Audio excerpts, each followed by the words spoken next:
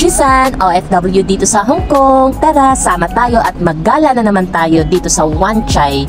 Kasi matagal-matagal na din tayong hindi nakapaggala kasi last month ang pangit kasi ng weather dito sa Hong Kong. Kaya ito, at perfect na perfect kasi maganda kasi yung weather ngayon sa Hong Kong. Kaya imimit ko ngayon yung mga kaibigan ko talaga na sobrang supportive.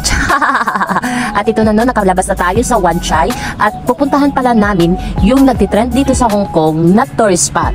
Ito kung saan talaga yung gala, yung magagandang mga displihan at ito talaga yung pinupuntahan namin na magbarkada. So ngayon ito pala yung photographer namin, no?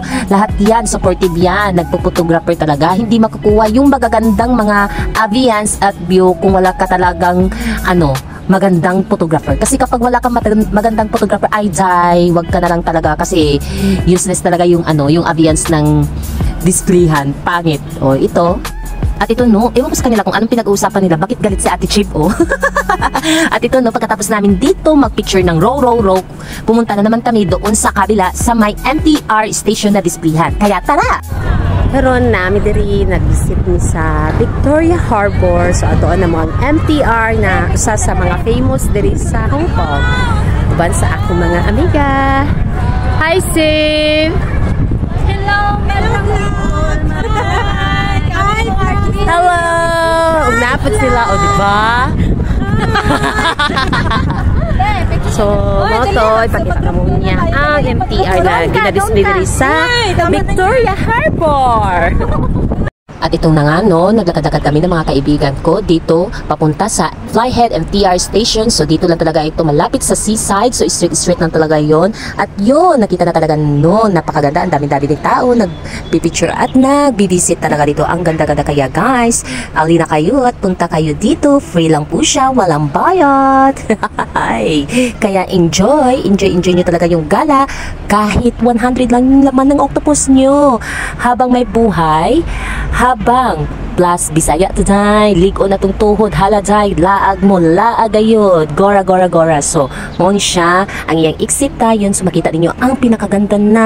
Maganda talaga sa loob dito, kaya kayo kung hindi pa kayo nakapunta dito na jay, ali na dire ug magmahay gayud ka ug di ka mo ani daarin na Ginoo ko inigawas pag mo ang ganda-ganda talaga, makita mo yung seaside. So puno-puno talaga yung cellphone mo.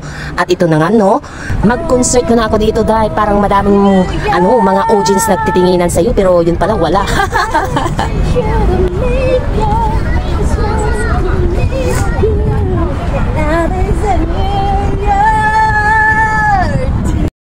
Pero sa totoo lang, bilang isang OFW na helper dito sa Hong Kong, di-off lang talaga yung happiness namin kahit isang araw lang na makapag-meet and greet ka sa mga kaibigan mo at kapwa mo kababayan na Pilipino dito sa Hong Kong.